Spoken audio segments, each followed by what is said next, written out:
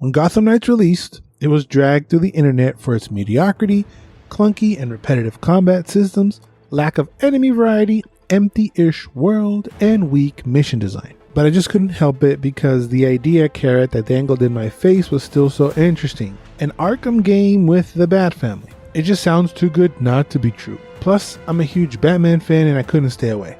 Maybe it's worth playing now. Let's take a look at Gotham Knights.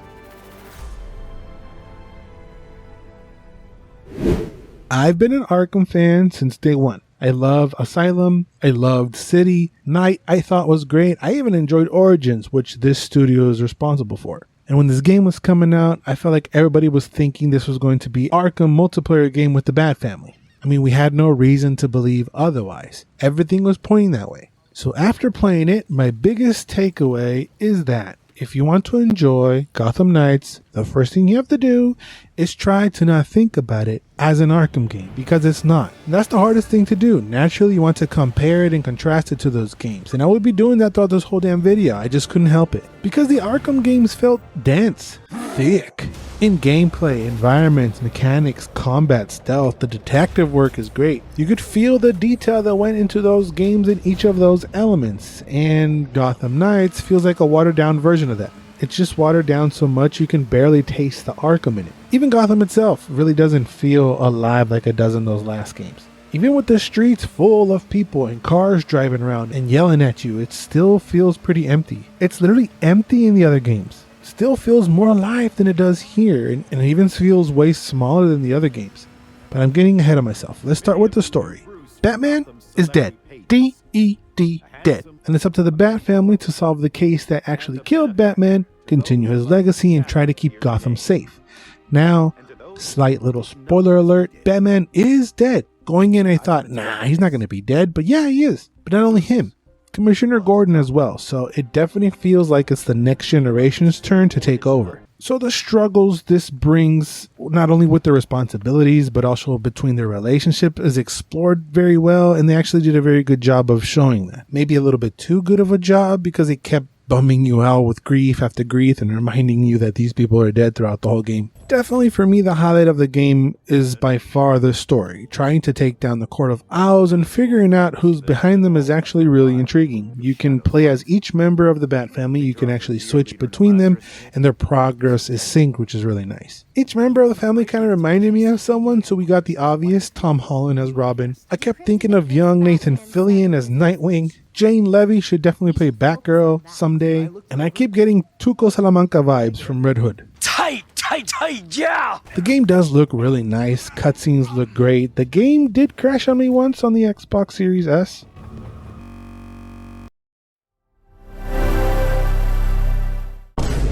I also saw a lot of pop-ins during cutscenes, and I would get this annoying ass flicker on the subtitles pretty frequently. Oh yeah, and in this one cutscene, Batgirl's cape was actually in the front. Anyway, nothing else too insane, which has me inclined to give him some sort of props due to the amount of gear that's featured in the game. Those are a lot of combinations, so a little something was bound to happen. This is an open world, so you have Gotham at your disposal with a bunch of markers on the map. You have the main missions that progress the story, you have cases to solve involving classic Batman villains as well, and opportunistic crimes, which are a few different types of crimes that you must stop, like bank heist, helping out cops that are getting beat up or attacked on.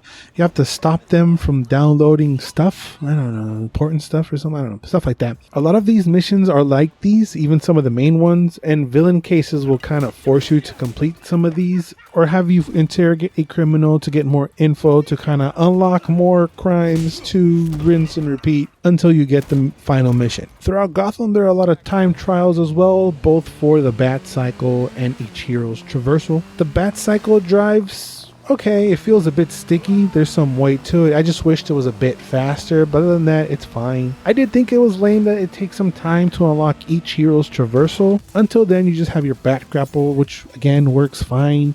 It just felt unnecessary to me that I had to unlock some sort of glide for each hero.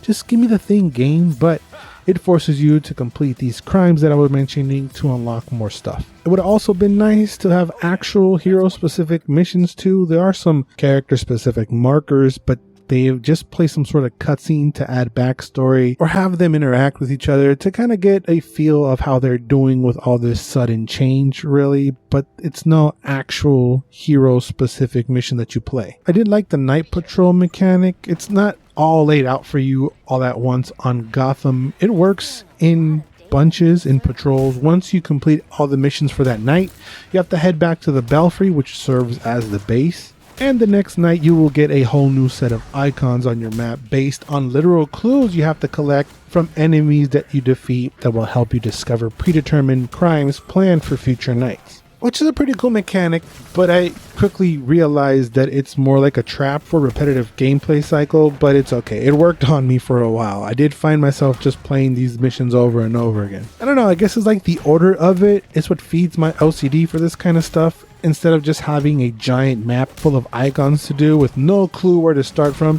this just kind of gives an order. You just go wherever you want, finish it, do it, rinse and repeat for the next night. And the way my OCD works, I just feel like I have to complete all these stupid little icons on the map. There are landmarks of Gotham City. There's street arts, batarangs, and glyphs that you have to try and collect, but it's all super underwhelming compared to the countless Riddler trophies I've gotten through the years. But I actually really felt no need to try and get them all. There's really not a huge incentive to, so I think I just skipped that whole collectible part completely. The final mission of these villain cases I was mentioning were actually pretty fun. I like the different takes the villains have. They're a little bit more serious than previous games. Some may not like those takes because they're definitely a tad less cartoony.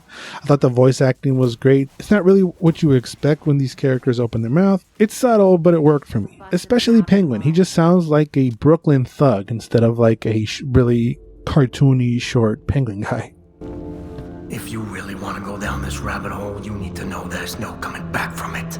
But those missions for me is where I actually had the most fun. Interacting with the villains, stopping their evil plans, just showed signs of some sort of creativity in those final missions. They had a theme and fun boss fights. There are really only a handful of them, but I still enjoyed them very much. Do they hold a candle to the worst of the past games? No, of course not. But they showed me more than the same mundane, repetitive stuff that I've been doing outside of those. You still do those things, but it's in a different flavor, I guess, because the whole level design is pretty simple. Some might even call it lazy. You just move on to the next area where you defeat the next wave of enemies, or you sneak over the next set of enemies. You scan things, you go here, you go there, you defeat the next wave. It feels very empty and unsatisfying until the final level of these missions. Also, because enemies and bosses are damage sponges a bit, it makes the combat feel repetitive. Each hero has a melee and a ranged weapon, and as you go you unlock special attacks that will help you manage the crowd of enemies a little bit better. There are enemies where you have to attack a certain way to lower their defense or even hit them at all. There's this perfect attack mechanic where you have to tap the attack button again as you hit them for a perfect attack. This is also a perfect dodge. You can also grab them and throw them, knock them out, and as you fight you build up your momentum meter to do those special attacks I was mentioning. There's also challenges you can do for extra rewards as well. What I did felt was missing was a lock-on system now. I know games are moving away from that, but because later on you get surrounded and it gets a bit messy, but the lack of it doesn't really make the game unplayable by any means. It was just something that you could feel was needed. Movements and controls do feel a bit cheap. They're super loose, and I found myself getting clipped a lot on corners of stuff when I'm just trying to walk, which was really annoying. There are really no gadgets in the Arkham sense. Each hero has their own thing, but any kind of gadget is featured more as like a super attack. For example, Nightwing will drop something that will provide a dome that will restore health, or drones that will help you shoot other enemies, stuff like that. But each hero does play and feel very different. Nightwing feels like the all-rounder guy. Robin is way faster but deals less damage. Batgirl is a bit slower than Robin but faster than Nightwing, and Red Hood is just a brawn. He's really slow but deals the most damage. If you played this game, I'm definitely curious who did you main. Let me know down in the comments. I will say that the thing that felt the best for me combat wise was actually shooting with Red Hood. There's some weight to it and feedback as well. I enjoyed Robin's speed. I mean, each hero has their thing. I don't think anyone is bad. I did find myself switching between them each night just to add some sort of variety to the combat. In the stealth department, it is a bit rough as well. It's playable, but enemy AI is pretty dumb. No one has peripheral vision apparently. And even if they do see you, you can just drop a smoke bomb and run away. The level design for the stealth isn't quite there. Like, it doesn't take much planning to take everyone down without being noticed. And the detective work is bare bones at best. There are missions where you have to investigate what happens to the victim by looking at the crime scene and picking two clues that kind of go together. But the rest of the investigation really comes down to scanning stuff and clicking on the highlighted stuff, and that's pretty much it. There are very few puzzles, but nothing that really demands a whole lot of brain power. I will say though, as dumb as it sounds, because it sounds like I've been crapping on this game for a while, the more you play and unlock better moves and gear, the better the game actually gets, because there is more stuff at your disposal for the otherwise boring and simple combat. There's a skill tree, of course. You unlock more momentum abilities. Those are all pretty basic, but the rewards you get from missions, challenges, and chests come in the shape of gear, mods, and crafting material. The gear is not only there to boost up your numbers like it does in other games, you can actually see the gear. And the designs are pretty cool. Some also come with buffs like certain elemental damage and stuff like that. Same goes for the weapons.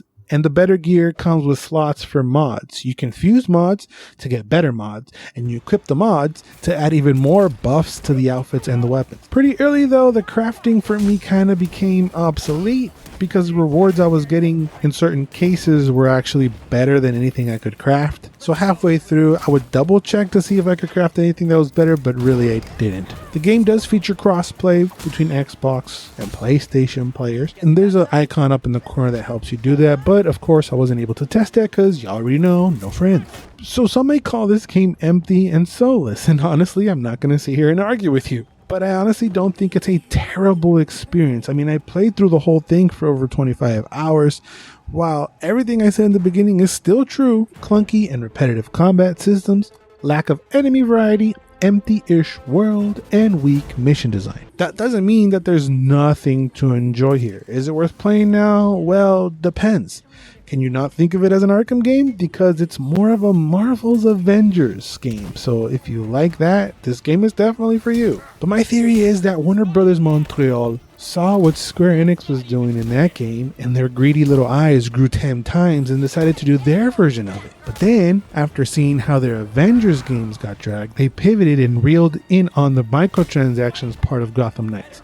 Because the whole gear, power level stuff, and how missions are structured, they could have easily featured their games as a service like Avengers did. But to their credit, they didn't, and the gear is way better here than it is in Avengers. So, because they focused more on that kind of stuff, they neglected what made their games great in the first place. The Arkham system itself. The combat, the stealth, the world building, its traversal, the detective work. You can always add new elements to your games, but never at the cost of what got you here. So when they pivoted, they were too far ahead in production to make much of a significant change in those elements. Again, this is all speculation and my theory. That's why if you want to enjoy this game, you can't look at it as an Arkham game, because it's simply not. And it's not even the game's fault. It's actually the Avengers game's fault. And I have a whole video over here explaining why. Don't forget to like, comment, and subscribe. Thank you guys for watching. And remember to always and forever, you do you.